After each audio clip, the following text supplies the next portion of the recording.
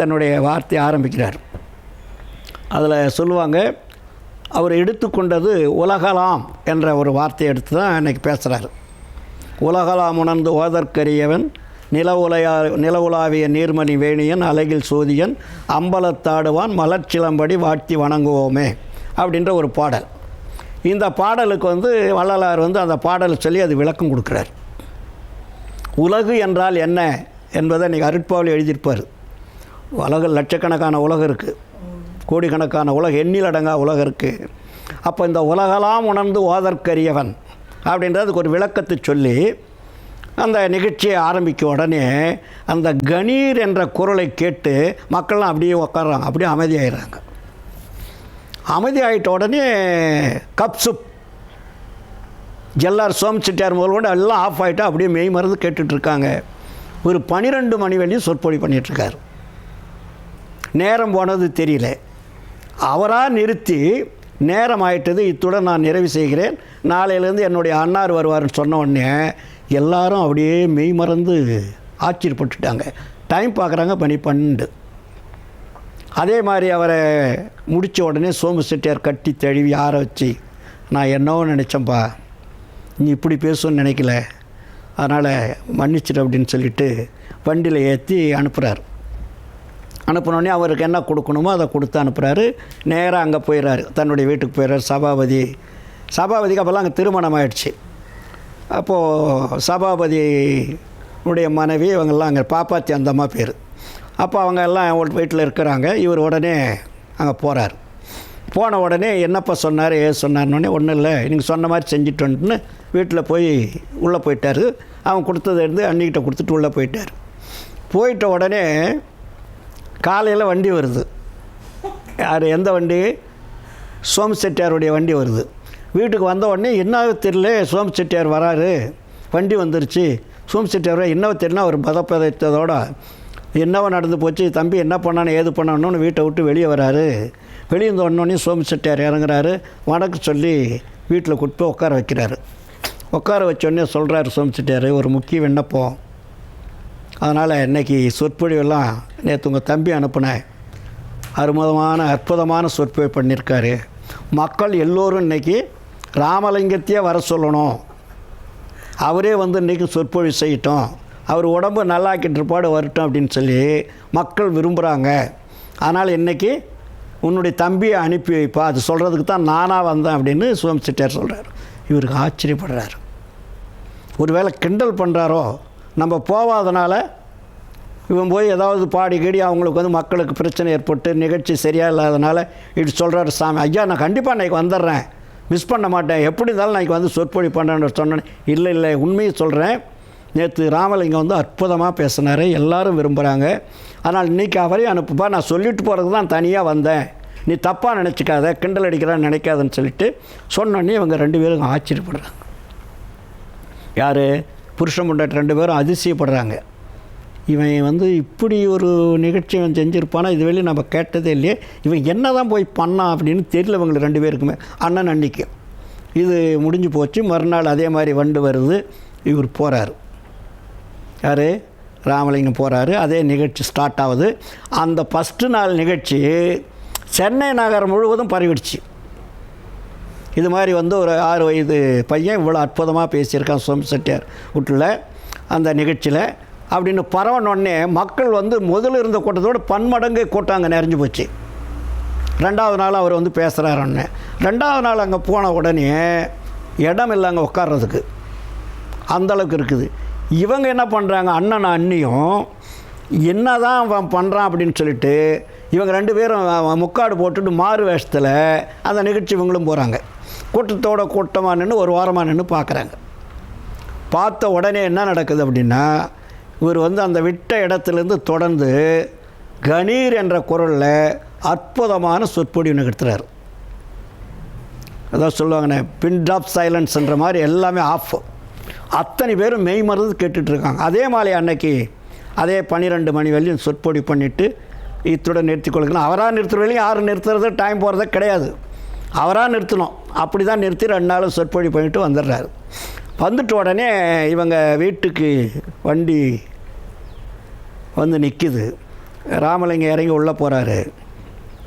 அண்ணன் அண்ணியும் அண்ணாருடைய காலில் சாஸ்தாங்கமாக விழுந்து வணங்குறாரு. தம்பி, உன்னை நான் சாதாரணமாக நினச்சிட்டேன். நான் திட்டிருக்கேன், அடிச்சிருக்கேன், இந்த கையை அடிச்சிருக்குது, இந்த வாய் திட்டி இருக்குது, என்னை மன்னிச்சிரு. நீ என்னுடைய தம்பியாக பிறந்ததற்கு நான் கோடி புண்ணியம் செஞ்சுருக்கணும் அப்படின்னு சொல்லிவிட்டு ரொம்ப ட்ராஜடியோடு 2 பேரும் சொல்லிவிட்டு உள்ளே போகிறாங்க. அண்ணி அதே மாதிரி கட்டி தழுவி முத்தம் கொடுத்து ஆரத்தழுவுது.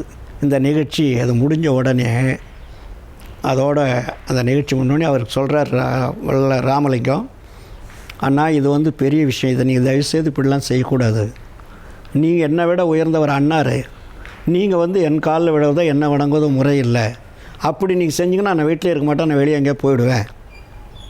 உங்கள் ஸ்தானத்துலேருந்து நீங்கள் இறங்கி என்னை வந்து பெரிய ஆளாக நினைக்காதீங்கன்னு சொல்லிவிட்டு ஒரு அட்வைஸ் மாதிரி பண்ணுறாரு. இல்லை இருந்தாலும் உண்மைதான் அப்படின்னு சொல்லிட்டு அதுக்குண்டான காரண காரியங்கள்லாம் சொல்லி அங்கே சரி பண்ணிவிட்டு அதுலேருந்து அவர் கொடுக்குற மரியாதையே வேறு. அதுக்கு முன்னாடி தம்பி என்ற ஒரு நிலையில் அவரை பேசுகிறது, திட்டுறது, ஏதோ ஒன்று நிகழ்ச்சி நடந்துக்கிட்டே இருக்கும். அதற்கு பின்னாடி இந்த மாற்றமெல்லாம் வெவ்வேறு மாற்றங்களாக மாறிப்போச்சு. இது மாதிரி அந்த நிகழ்ச்சி அந்த காலத்தில் சென்னையில் வந்து அவருக்கு 6-7 வயது இருக்கும்போது நடந்த சம்பவம். இதெல்லாம் வரலாற்று உண்மை. ஏன் இதெல்லாம் இப்போ நம்ம சொல்கிறோம்னா, வள்ளலார் என்பது, ராமலிங்கம் என்பது ஏதோ ஒரு மனித ரூபத்தில் வந்தவர் அல்ல. பார்ப்பவர்களுக்கு மனித ரூபமாக இருந்தாரே தவிர அவர் சிறு வயதிலிருந்தே அருளை பெற்றவர் தான். ஏன்னா அந்த மனித குலத்தை மாற்றுவதற்காக தன்னுடைய நடை உடை பாவனைகளை மக்களுக்கு தகுந்தார் போல மாற்றி வாழ்ந்துட்டுருக்காரு. புரியுதுங்களா நான் சொல்கிறது? ஏன்னா மக்கள் வந்து வேறு விதமாக நினச்சிடக்கூடாதுல்ல. ஒரு சித்து விளையாட்டு செய்கிறாரு, அது செய்கிறாரு, இது செய்ய, அதெல்லாம் எதுவுமே வள்ளலார்கிட்ட வேலையாகாது. ராமலிங்கத்துக்கிட்ட அவர் சாதாரண மனிதராகவே இருந்து தன்னுடைய வாழ்க்கை முழுவதுமே பல தெய்வங்களை பாடிட்டு வர்றாரு. ஒரு தெய்வம் 2 தெய்வம் கிடையாது, எல்லா தெய்வங்களை பற்றியும் பாடுறார் வள்ளலார். அத்தனை தெய்வங்களையும் பாடி பாடி பாடி பாடி பாடி பாடி மக்கள் எல்லாருமே அவர் பின்தொடர்கிற அளவுக்கு சூழ்நிலை உருவாக்கிறாரு. ஏன்னா ஒருத்தரை வந்து பின்தொடர்றதா இருந்தால் சாதாரணமாக பின்தொடர முடியாது. இப்போது ஒரு முருகன்னா முருக பக்தர் என்ன பண்ணுவாங்க, முருகனை பற்றி பாடினாங்கன்னா அங்கே போயிடுவாங்க. விநாயகர் பக்தர் விநாயகரை பற்றி பாடினாங்கன்னா அங்கே போயிடுவாங்க. சிவபக்தர் சிவனை பற்றி பாடினாங்கன்னா அங்கே போயிடுவாங்க. இல்லைங்களா? யாருக்கு எது பிடிக்குதோ, யார் எதை விரும்புகிறார்களோ அந்த விரும்பக்கூடிய தெய்வங்களை பற்றி பாடுகின்ற பொழுது அவர்கள் அந்த பக்கமாக சாய்ந்து விடுவார்கள். இப்படி எல்லாரையும் தன் வசமாக மாற்றினவர் வள்ளலார். அதனால தான் ஆரம்ப காலத்திலேருந்து எல்லா தெய்வங்களையும் பாடுறார். ஏனென்னா எல்லா தெய்வங்களையும் பாடினால் எல்லா மக்களும் தன்னை பின்பற்றுவார்கள் என்பது அவருக்கு தெரியும். அதை கூட சொல்கிறாரு. அதாவது 4ஆம் திருமுறையில் நினைக்கிறேன், படித்தேன் பொய் உலகிய நூல், நான் படித்தேனோ நீயே படிப்பிக்க வைத்தாய். அதுக்கப்புறம் சொல்கிறார், நடித்தேன், நான் நடித்தேனோ நீயே நடிப்பிக்க வைத்தாய். அதையும் இறைவன்கிட்டே அந்த பழி சொல்கிறார். ஏன்னா இறைவன் இப்படியெல்லாம் தந்த மக்களை தன் வசமாக மாற்ற வேண்டுமானால் இப்படியெல்லாம் உன்னுடைய வாழ்க்கையை அமைத்துக்கொள்ளுன்னு இறைவன்கிட்ட கட்டளை இது. வள்ளலார் விருப்பம் போல் எதுவுமே செய்ய மாட்டார். எல்லாமே இறைவன், ஒவ்வொரு நாளும் இறைவன் என்ன சொல்கிறாரோ, என்ன அவருக்கு கிடைக்குதோ அந்த நிகழ்ச்சி அவர் கண்டினியூ பண்ணிக்கிட்டே இருப்பார். ஆனால் இன்றைய வெள்ளையும் அந்த மக்கள் இன்னும் அதை புரிஞ்சுக்கல. வள்ளலார் வந்து ஆரம்ப காலத்தில் எல்லா தெய்வம் பாடிட்டு தானே இருந்தார், அதை கொடுத்தாரு இதை கொடுத்தாருன்னு எல்லாம் சொல்லிகிட்டு இருப்பாங்க. ஆனால் எதற்காக அந்த நிலையை அவர் உருவாக்கினார், எதற்காக அந்த தெய்வங்களை பற்றிலாம் பாடினார், இந்த மக்களை எப்படி தன்வசமாக மாற்றுவதற்கு இந்த நாடகத்தை அவர் அரங்கேற்றினார் என்பது யாருக்குமே தெரியாது. வள்ளலார் அதெல்லாம நாடகம்னு சொல்கிறார், நடித்தன்றார்.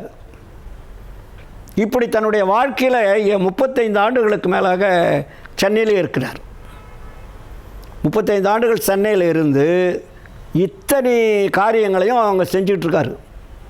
அப்போ தான் வந்து மனுமுறை கண்ட வாசமெல்லாம் எழுதுகிறாரு.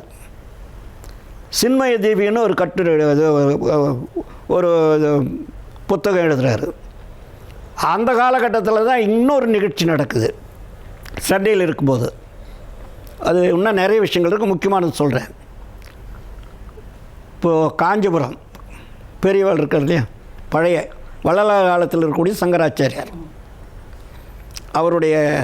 அவர் காலத்தில் அப்போ வந்து சங்கராச்சாரியர் என்ன பண்ணுறாருன்னா, அவர் சமஸ்கிருதம் தான் அவங்களுக்கு மெயின்.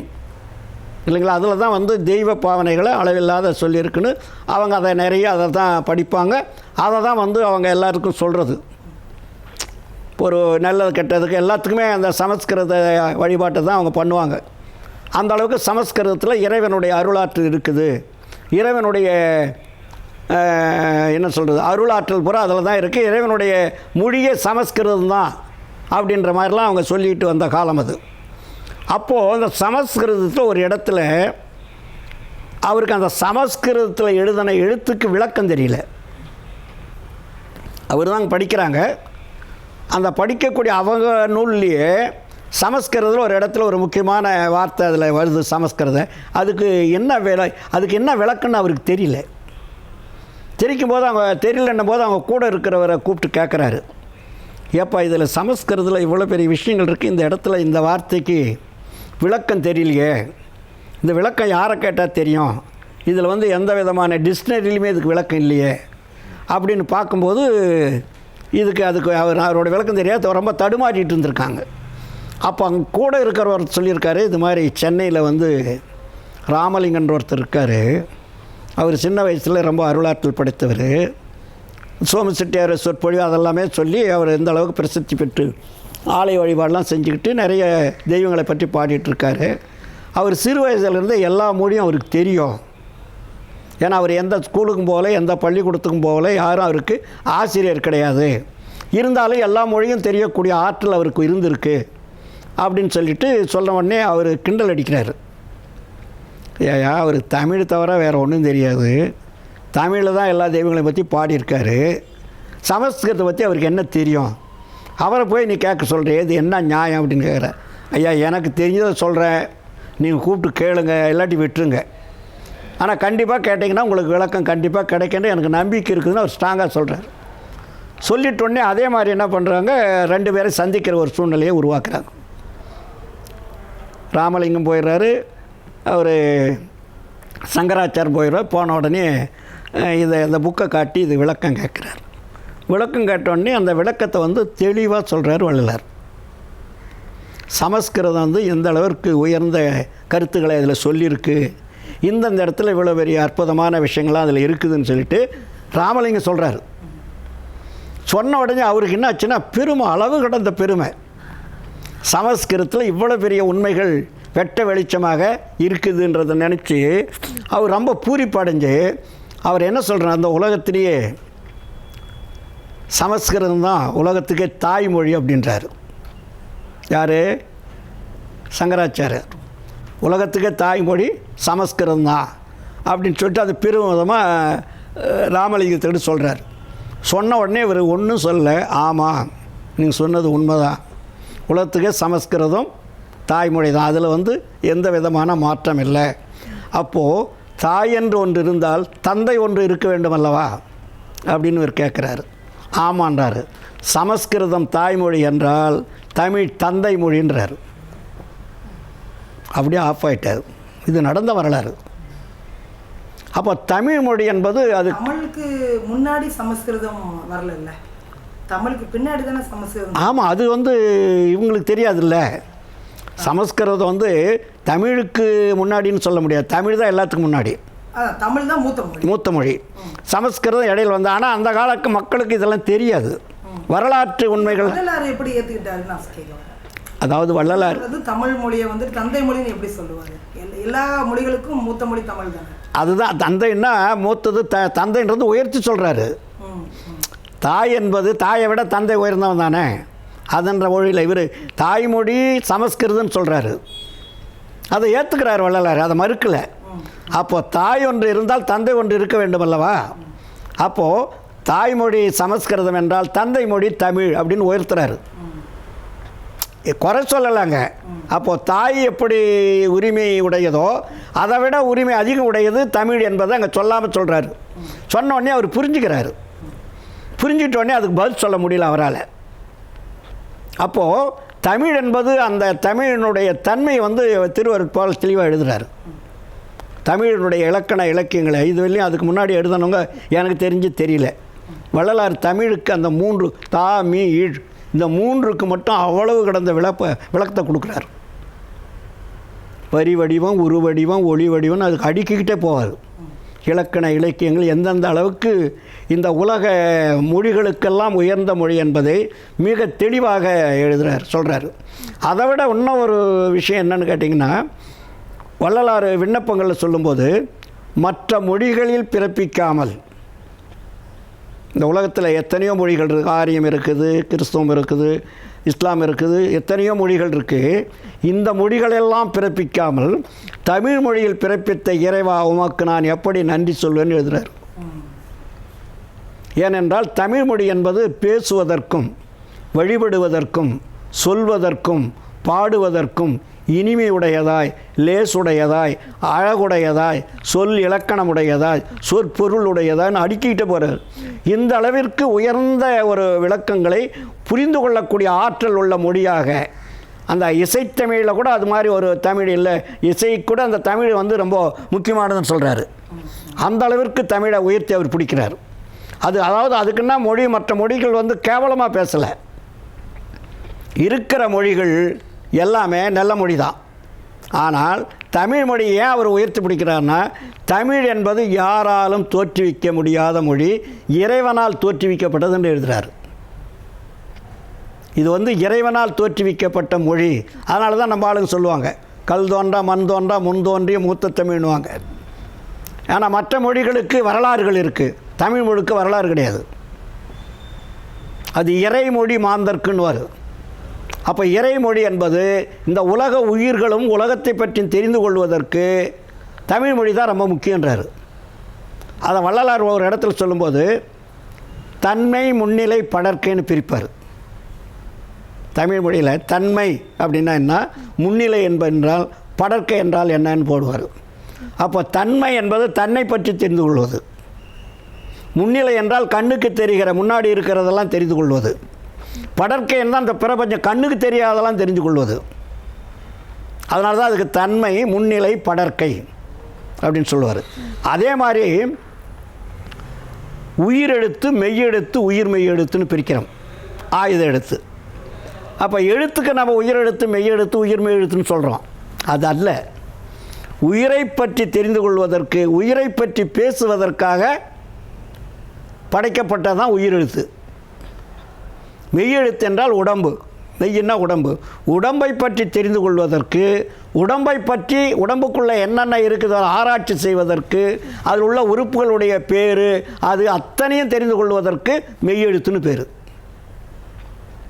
உயிரெழுத்து மெய்யெழுத்து, உயிரை பற்றி தெரிந்து கொள்வது, மெய்யை உடம்பை பற்றி தெரிந்து கொள்வது, அதுக்கப்புறம் உயிர் மெய்யெழுத்து, இது ரெண்டையும் தெரிந்து கொள்வது. அதுக்கப்புறம் ஆயுத எழுத்து. ஆயுத எழுத்து என்பது தான் இறைவனை தெரிந்து கொள்வது. ஆயுத எழுத்துக்கு உருவம் கிடையாது, 3 புள்ளி தான் இருக்கும் இல்லையா, இக்கு இல்லைங்களா. அப்போ இக்கு என்றால் என்ன, 3 புள்ளி. அந்த 3 புள்ளிக்கு வள்ளலார் விளக்கம் சொல்கிறாரு. இயற்கை உண்மை, இயற்கை விளக்கம், இயற்கை என்பன்னு அதுக்கு பேர். ஆண்டவர் எப்படி இருக்கார், இயற்கை உண்மை வடிவனராக இருக்கார், இயற்கை விளக்க வடிவனராக இருக்கார், இயற்கை இன்ப வடிவனாக இருக்கார். 3க்கும் உருவம் கிடையாது, எல்லாமே உணர்வு சம்பந்தமானது. அப்போ இத்தனையும் சேர்ந்தது தான் தமிழ். அதில் எத்தனையோ இலக்கண இலக்கியங்கள் இன்றைக்கி எக்கச்சக்கமாக இருக்குது. அதெல்லாம் நான் கூட படிக்கலை, எனக்கு வள்ளலார் சொன்ன தமிழ் தான் தெரியும். நான் ஒன்றும் பெரிய அறிவாளி கிடையாது, இலக்கண இலக்கணம் தெரிஞ்சோ கிடையாது. நான் ஒன்றும் டாக்டரேட் பட்டம் தமிழ்லேயே அதுலேயே வாங்கினவங்க கிடையாது. நம்மலாம் சாதாரணமாக ஒரு 8ஆம் கிளாஸ் படித்தது தான். ஆனால் வள்ளலாருடைய திருவருட்பாய் படித்து விட்ட பிறகு தான் எனக்கு ஓரளவுக்கு அறிவு தெரிஞ்சது, அறிவாற்றல் புரிஞ்சது. அறிவை பற்றி தெரிந்து கொள்ளக்கூடிய ஒரு ஆற்றலை இறைவன் கொடுத்தார். புரிதுங்களா நான் சொல்கிறது? அதனால் நான் ஒன்றும் பெரிய ஆளுன்னு சொல்லலை, பெரிய ஆள் மாதிரி நான் இல்லை. இன்றைக்கி வெளியே என்ன எனக்கு இறைவன் கொடுக்குறாரு அதை தான் நான் பேசிகிட்ருக்கேன். இறைவனுக்கு என்ன சொல்கிறாரோ அதை தான் பேசுகிறேன். அருட்பாவில் என்ன எழுதி வச்சுருக்காரோ வள்ளலார் அதை தான் பேசுகிறேன். அருட்பாவை தவிர வேறு எதுவுமே எனக்கு அதிகம் தெரியாது. ஏனெல்லாம் மற்ற நூல்கள் எல்லாம் பொய்ன்னு சொன்னவர் வள்ளலார். இவர் மாதிரி துணிச்சலாக சொன்னவங்க உலகத்தில் யாருமே கிடையாது. அழகாக சொல்லுவார், கண்டதெல்லாம் அனித்தியமே, கேட்டதெல்லாம் பழுதே, கற்றதெல்லாம் பொய்யே, நீர் கழித்ததெல்லாம் வீணே, உண்டதெல்லாம் மலமே, உட்கொண்டதெல்லாம் குறையே உலகியலீர் இதுவரையில் உண்மை அறிந்திலரே. இன்னைக்கு வெளியும் உண்மை யாராவது தெரிஞ்சிருக்கிறீங்களா? இல்லை. பரவாயில்ல. பிண்டதினால் என் இனி நீர் சமரச சன்மார்க்க மெய்நெறியை கடைபிடித்து மெய்ப்பொருள் நன்குணர்ந்து எந்தகு சிற்றம்பலத்தை என் தந்தை அருள் அடைமின் இரவாத வரம்பெறலாம் இன்பமுறலாமே. புரியுதுங்களா? அப்போது இதுவரையில் இருந்த மொழிகள் எல்லாம் இருந்தாலும் சரி, அத்தனை வாழ்க்கை முறைகள் எதுவாக இருந்தாலும் சரி, இந்த மனித குலத்தை அழிப்பதற்காக படைக்கப்பட்டதை தவிர ஆக்குவதற்காக அல்ல. அதனால் எல்லா மொழியும் பொய்மொழின்றார். கண்டதெல்லாம் அனித்தியம், கெட்டதெல்லாம் பழுது, கற்றதெல்லாம் பொய்யின்றார். நீ பொருளாதாரத்துக்கு தான் படிச்சிருக்க. இந்த உலகத்தில் அருளை படிப்பதற்கு ஏதாவது ஒரு கல்விக்கூடம் இருக்கா? சொல்லுங்கள். பொருள் சம்பாதிக்கிறதுக்கு எத்தனையோ வழிமுறைகள் இருக்குது. நீங்கள் படிக்கிறத பூரா எதுக்கு படிக்கிறீங்க? பொருள் ஈட்டுவதற்கு தான் படிக்கிறீங்க. அருளுக்காக ஏதாவது ஒரு கல்விக்கூடமோ இல்லை ஒரு பெரிய யூனிவர்சிட்டி இருக்கா? அதை வள்ளலார் தான் அதை பிரிக்கிறார். இந்த உலகத்தில் இருக்கக்கூடிய அத்தனை கல்விகளும் சாகும் கல்வின்னார். வள்ளலார் தான் சாகா கல்வின்னு ஒரு கல்வியை ஆரம்பிக்கிறார். அதுக்கு பேர் சாகா கல்வி. இதுவரையில் நம்ம படித்தது சாகும் கல்வி. சாகும் கல்வி மீன்ஸ் மரணத்தை உண்டாக்குவதற்கு பேர் சாகும் கல்வி. மரணத்தை வெல்லுவதற்கு பேர் சாகா கல்வி. அப்போ சாகா கல்வி என்பதுதான் மனிதன் கற்றுக்கொள்ளக்கூடியது. மற்றதெல்லாம் கீழே இருக்கக்கூடியது கற்றுக்கிறது தான் சாகும் கல்வி. ஏன்னா இவன் பல கோடி பிறப்புகள் எடுத்து தான் இந்த பிறவி வந்திருக்கும். மனித பிறப்பு என்பது உயர்ந்த பிறப்பு. ஏன் உயர்ந்த பிறப்புன்னு சொல்கிறோம்? பல கோடி பிறப்புகள், இது சாதாரணமாக கிடைத்தது அல்ல. எவ்வளோ பெரிய அறிவாற்றல் இல்லைங்களா? இப்போ ஒரு மிருகம் கேமரா வச்சுக்கிட்டு எடுக்குமா? இல்லை கேமரா வச்சுட்டு உக்காந்துட்டு கேட்குமா? இப்போ மனிதன் தான் உலகத்தை பற்றி திங்க் பண்ணுறான், கடவுளை பற்றி திங்க் பண்ணுறான், உலகத்தில் இருக்கக்கூடிய அணுக்களை பற்றி திங்க் பண்ணுறான், அணு ஆராய்ச்சிகளை திங்க் பண்ணுறான். இன்றைக்கி நோய் வந்தால் கூட அந்த நோய் தீக்குவதற்கு எத்தனையோ விஞ்ஞான அறிவியல் மூலமாக மருந்துகள் கண்டுபிடிக்க எல்லாம் மனிதன் தானே. அப்போ இதையெல்லாம் கண்டுபிடித்த மனிதன் ஏன் தன்னுடைய உடம்பை பற்றி, உடம்பில் இருக்கக்கூடிய உயிரை காப்பாற்றுவதற்கு தெரிந்து கொள்ளவில்லை? இதை தான் கேட்குறார் வள்ளலார். நீ உடம்புக்கு நோய் வந்தால் காப்பாற்றுறப்பா, இந்த உடம்பை விட்டுட்டு உயிர் போகாது இருக்கிறதுக்கு என்ன வழி? அதை சொல்லு. நீ எவ்வளோ தான் மெடிசன் கொடுத்தாலும் அது குறிப்பிட்ட வயசு வந்தோடனே செத்து போயிடுதில்ல. ஆனால் வள்ளலாருங்க என்ன சொல்கிறாரு? சாகாதவனே சன்மார்க்கினார். சாகாத கல்வியே கல்வி, ஒன்றே சிவம்தான் அறிந்த அறிவே தகும் அறிவு, மலமைந்து வென்ற வல்லபமே தனித்த பூரண வல்லபம், வேகாத காலாதி கண்டுகொண்டு எப்பொருளும் விளைவித்த தொழிலே மெய்த்தொழிலதாகும். இந்நான்கையும் ஒருங்கே வியந்து அடைந்து மா காதலுற எல்லா வல்ல சித்தாகி நிறைவான வரமே இன்பமாம். மண்ணு மீது நீ பெற்ற சுத்த சன்மார்க்கத்தின் மரபென்றுரைத்த குருவே. அப்போ சுத்த சன்மார்க்கத்தினுடைய மரபு என்ன? வள்ளலார் வச்சது பேர் சுத்த சன்மார்க்க, சமர சுத்த சன்மார்க்க சத்திய சங்கன். அதை பேசலாம் இன்னொரு நாளைக்கு. சமர சுத்த சன்மார்க்க சத்திய சங்கன்னு பேர் வைக்கிறார். அதுக்கு பேர் என்ன? சங்கம். சங்கம் என்றால் என்ன? பொதுவானது. சங்கமம் எல்லாம் அங்கே சங்கமிக்கலாம். இங்கே ஜாதி இல்லை, மதம் இல்லை, சமயம் இல்லை, ஆச்சாரம் இல்லை, எதுவுமே கிடையாது. நீ யார் வேணாலும் இங்கே வரலாம். ஏன்னா இறைவன் ஜாதியை படைக்கலை, மதத்தை படைக்கலை, சமயத்தை படைக்கலை. படைத்தவர்கள் எல்லோரும் மனிதர்கள். இறைவன் படைத்து நீ இந்த ஜாதி இந்த ஜாதி இந்த குலம் இந்த குலம்னு சொல்ல முடியுமா? அப்போ யார் படைத்தது? எதற்காக படைத்தார்கள்?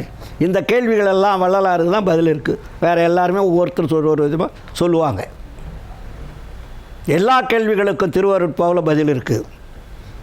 எல்லா மதங்களுக்கும் பதில் இருக்குது, எல்லா சமயங்களுக்கும் பதில் இருக்குது, எல்லா ஜாதிகளுக்கும் பதில் இருக்குது. அதனால தான் வள்ளல் பெருமான் உலக பொது மறை, உலக பொது நெறின்னு வச்சார். இதுக்கு சமர சுத்த சன்மார்க்க சத்திய தனி நெறி, இது பொது நெறி. இங்கே ஜாதி இல்லை, மதம் இல்லை, ஆச்சார சங்கற்பம் எதுவுமே கிடையாது. அதே நேரத்தில் கடவுள் ஒருவரே. வள்ளலார் கடைசியில் என்ன சொல்கிறாரு? கடவுள் ஒருவரே. இத்தனை ஆயிரம் கடவுள்களை பாடியவர் ஏன் கடைசியில் ஒரு கடவுளை சொல்கிறாரு? அந்த கடவுள் யாருன்னு சொல்கிறாங்க. அதைத்தான் வள்ளலார் கடைசியில் சொல்கிறார். அந்த கடவுளை கண்டுபிடித்தவர் தான் வள்ளலார். இது வரையும் அந்த கடவுளை யாருமே பார்க்கல. இந்த உலகத்தில் கடவுள் இருக்கிறார் என்று சொல்லுகிறார்கள். இவர்கள் கடவுளை தத்துவங்களாக படைத்திருக்கிறார்கள். ஆனால் கடவுள் யார், எங்கு இருக்கிறார், என்ன செய்து கொண்டிருக்கிறார் என்று யாராலையும் சொல்ல முடியவில்லை. வள்ளலார் தான் சொல்கிறார். இயற்கையிலே பாசங்கள் ஒன்றுமில்லார், குணங்கள் ஏதுமில்லார், தத்துவங்கள் ஏதுமில்லார், மற்றோர் பிறப்பில்லார், இறப்பில்லார், யாதும் திரிவில்லார், கலங்கமில்லார், வேண்டுதல் இல்லார், வேண்டாமை இல்லார் என்றும் மெய்யே மெய்யாகி விளங்குகின்ற திருச்சிற்றம்பலந்தனிலே தெய்வம் ஒன்றே கண்டீர். அவருக்கு கை காலு கிடையாது, குடும்பம் கிடையாது, குழந்தை கிடையாது, இவங்கிட்ட பிறந்தான் அவங்ககிட்ட பிறந்தான், அப்படி பிறந்தான் இப்படி பிறந்தான்றலாம் கடவுளுக்கு கிடையாது. இயற்கையிலே பாசங்கள் ஒன்றுமில்லார், குணங்கள் ஏதுமில்லார், தத்துவங்கள் ஏதுமில்லார், மற்றோர் பிறப்பில்லார், இறப்பில்லார், யாதும் திரிவில்லார், கலங்கமில்லார், வேண்டுதல் இல்லார், வேண்டாமை இல்லார், எங்கும் மெய்யே மெய்யாகி விளங்குகின்றார். எங்க? திருச்சிற்றம்பலந்தனிலே தெய்வம் ஒன்றே கண்டீர். அப்போ திருச்சிற்றம்பலம் என்பது எது? அந்த கேள்வி கேட்கணும் இல்லை நீங்கள்? திருச்சிற்றம்பலம்னா நம்ம ஏதோ சிதம்பரத்தில் சொல்லுவோம், அந்த சிற்றம்பலம் அல்ல. சிற்றம்பலம் என்பது இந்த பிரபஞ்சம் பல கோடி அண்டங்களை இயக்கக்கூடிய மாபெரும் ஒரு வெளி இருக்கிறது. அதுக்கு பேர் அருட்பெருவெளின்னு அதுக்கு பேர். அதுக்கு பேர் என்ன? அருட்பெருவெளி. அந்த அருட்பெருவெளி தான் இறைவன் இருக்கக்கூடிய இடம். அந்த இறைவன் இருக்கக்கூடிய இடத்திற்கு பேர் தான் அருட்பெருவெளி. அங்கே பஞ்சபூதங்கள் கிடையாது. நல்லா புரிஞ்சுக்க. இப்போ நம்ம வாழக்கூடிய இடம் பஞ்சபூதங்கள் நிறைந்தது.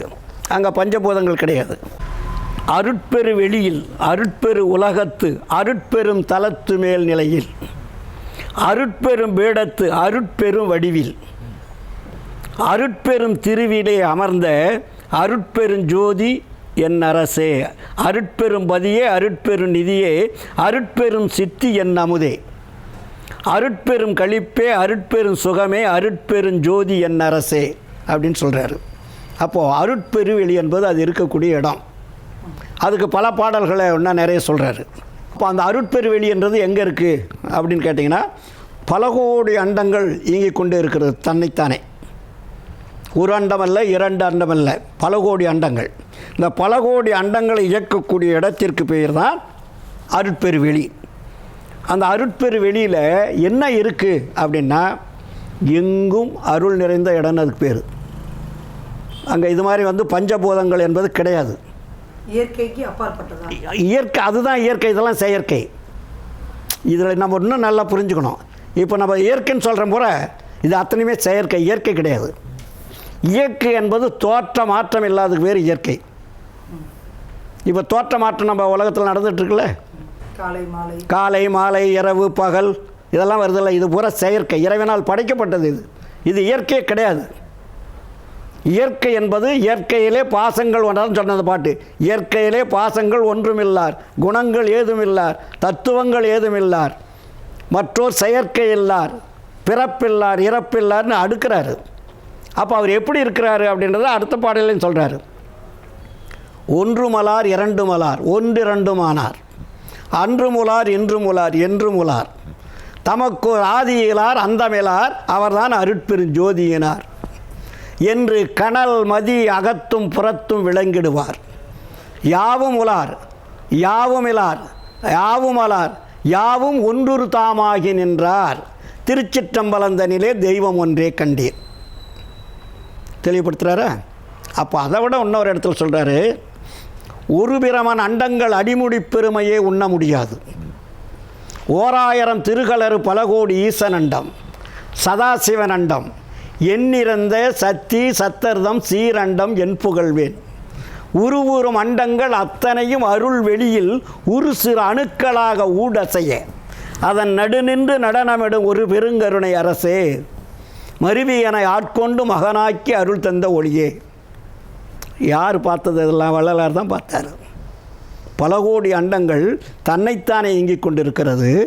இந்த இயக்கத்தை நடத்தி கொண்டிருக்கக்கூடிய ஒரு பெருவெளி இருக்கிறது. அந்த பெருவெளி என்பது அருட்பெருவெளின்னு அதுக்கு பேர். அது அருள் நிறைந்த பெருவெளி. அந்த அருள் நிறைந்த பெருவெளியில் இயற்கை உண்மை வடிவனராக அங்கே இருக்கிறார். இயற்கை உண்மை வடிவர்னா ஒளி, அதுக்கு வேறு அருள் ஒளின்னு பேர். அதுக்கு இந்த அருள் ஒளியை இயக்கக்கூடிய ஆற்றல் படைத்தவர் எவரோ அவருக்கு பேர் தான் அருட்பெருஞ்சோதி. அந்த வார்த்தையிலே வரும் அருள் பெரும் ஜோதி. அது எப்படி இருக்குது? தனிப்பெரும் கருணையாக இருக்கிறது. தனிப்பெருங்கருணை அந்த கருணைக்கு ஈக்குவல் கிடையாது. எதையும் வந்து அங்கே ஈக்குவல் பண்ணி இதுதான் இது அப்படின்னு சொல்ல முடியாது. அது தனித்தன்மை வாய்ந்தது.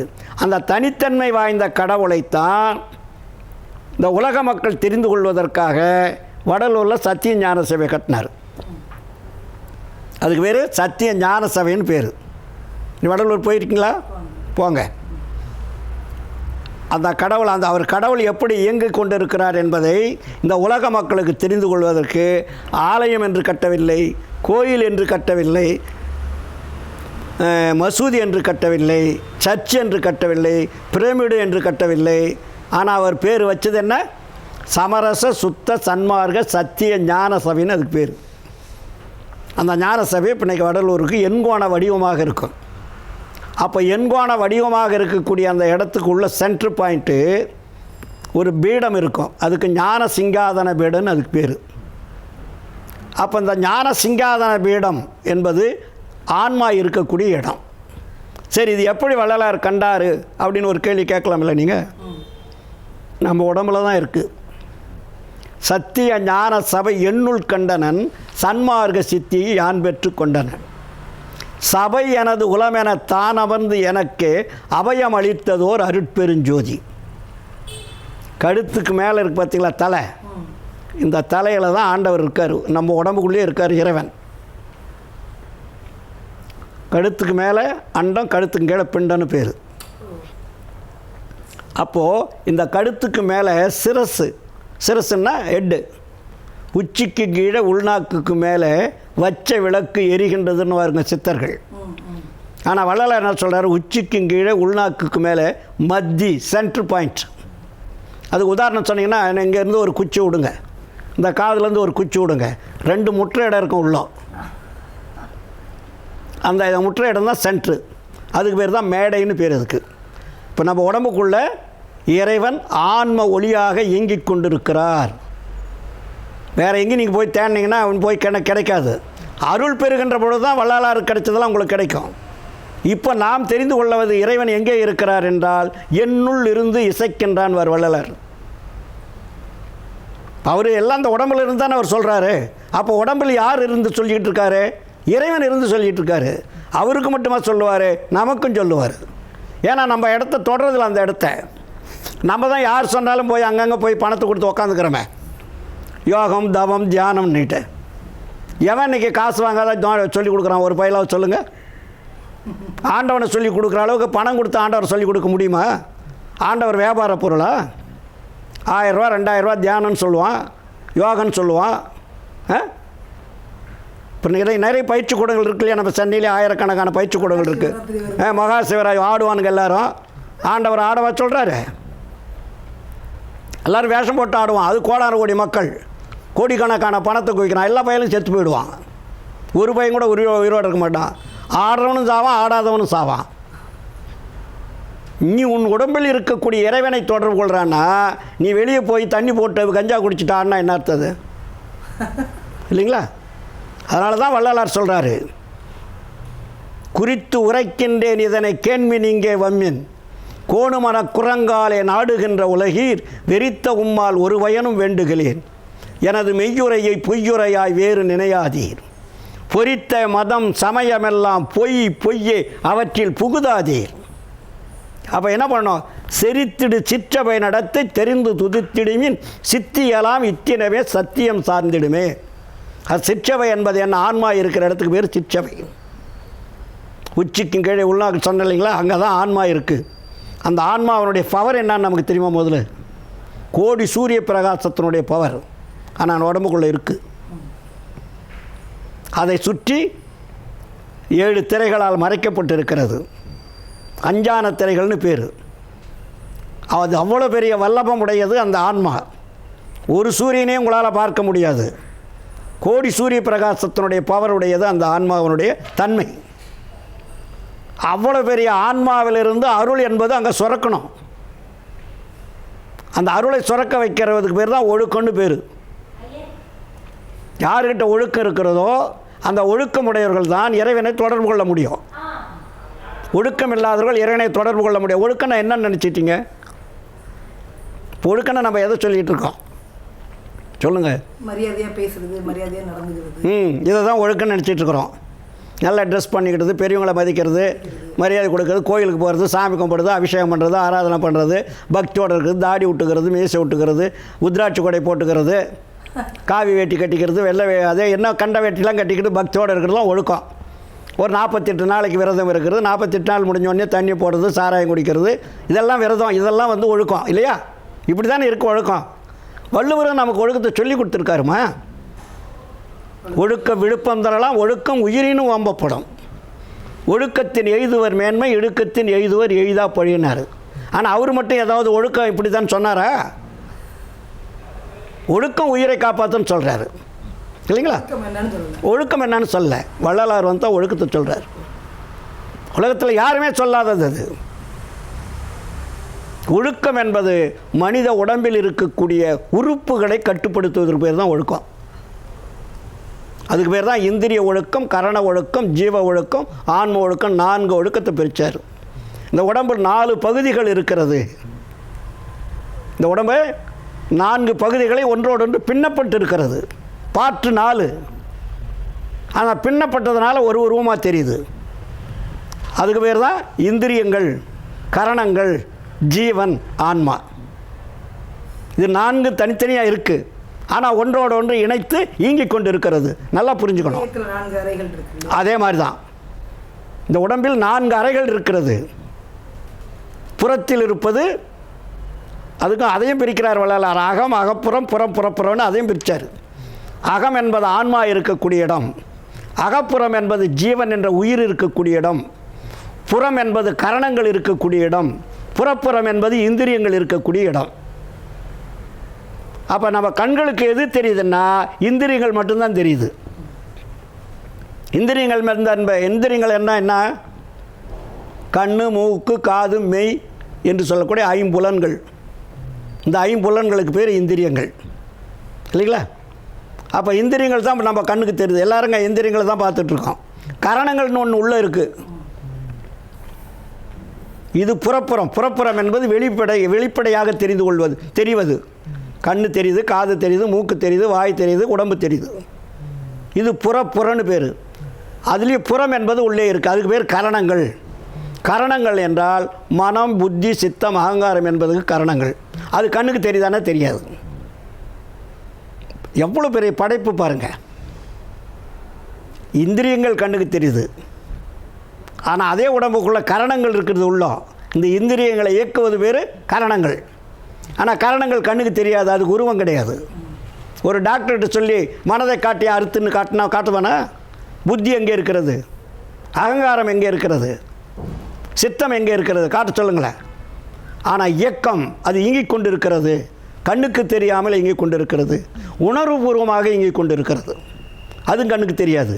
ஜீவன் உள்ளது, அதுக்கு பேர் அகப்புறன்னு பேர். ஜீவன்னா உயிர் இருக்கக்கூடிய இடம். ஆனால் உயிர் கண்ணுக்கு தெரியுதா? தெரியாது. அப்போ உயிர் போயிடுச்சுன்னுவாங்க. எப்போ போயிடுச்சுன்னு சொல்லுவான்? காற்று நின்று போனால் உயிர் போச்சுன்னு சொல்லுவான். இதய துடிப்பு நின்று போனால் உயிர் போச்சுன்னு சொல்கிறோம். ஆனால் அந்த காற்று எங்கே போச்சுன்னா வெளியே எங்கே போகாது, அது ஆன்மாவிலே கொண்டு அடக்கம் கொள்கிறதுன்னு வள்ளலார்.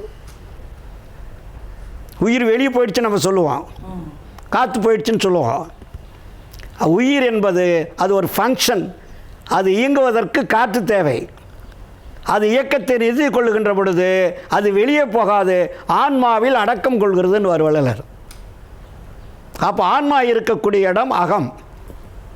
அகம் என்பதான் நான் சொன்ன சிற்றவைன்னு பேர். அதுக்கு உச்சிக்கு கீழே உள்நாக்குக்கு மேலே இருக்கக்கூடிய ஒரு சென்ட்ரு பாயிண்ட்டு. அது எதுலையுமே டச் இல்லாமல் இயங்கி கொண்டு இருக்கும். அதான் முதல் சொன்ன சிதம்பரம் நடராஜன் சொன்னோம் இல்லையா ஆரம்ப நிலையில். அது எப்படி ஆக்ஷன் சொல்கிறோம்ல, முட்டி கொண்டு இருந்தால் ஆக்ஷன் பண்ண முடியாது, தன்னந்தனியாக இருந்தால் தான் ஆக்ஷன் பண்ண முடியும். இப்போ நீங்கள் ஒரு டான்ஸ் போடுறீங்கன்னா முட்டி கொண்டு செவத்து 4 பச்சை வச்சு நெருக்கிட்ட எப்படி டான்ஸ் போடுவீங்க? உங்களுக்கு ஃப்ரீயாக இருந்தால் தானே டான்ஸ் போடுவீங்க. அப்போ இறைவன் ஆக்ஷன் இந்த உலகத்தை இயக்க கொண்டு இருக்கிறாருன்னா அவருக்கு இடம் வேணும் இல்லை? அந்த இடம் அவ்வளோ பெரிய இடம் அங்கே இருக்கிறது புறத்தில். ஆனால் அகத்தில் இந்த உடம்பை இயக்குவதற்கு அங்கே அது தனியாக தான் இயங்கிட்டு இருக்கு. அதுக்கு பேர் தான் ஆன்மா. அது எந்த டச் இருக்காது. 4 வளையங்கள் அப்படி வச்சுங்க. சென்ட்ரு பாயிண்ட்டாக ஆன்மா, அடுத்த வளையம் ஜீவன், அதுக்கு அடுத்த வளையம் கரணங்கள், அதுக்கு அடுத்த வளையம் இந்திரியங்கள், அப்படி வச்சுங்க. இது 4 பகுதியாக 4 வட்டங்கள் வச்சுங்க. அப்போ அதே தான் அந்த ஆன்மாவை சுற்றி தான் ஜீவன் என்ற வட்டம் இருக்கிறது. அதற்கு அடுத்த வட்டம் கரணங்கள் என்பது இருக்கிறது.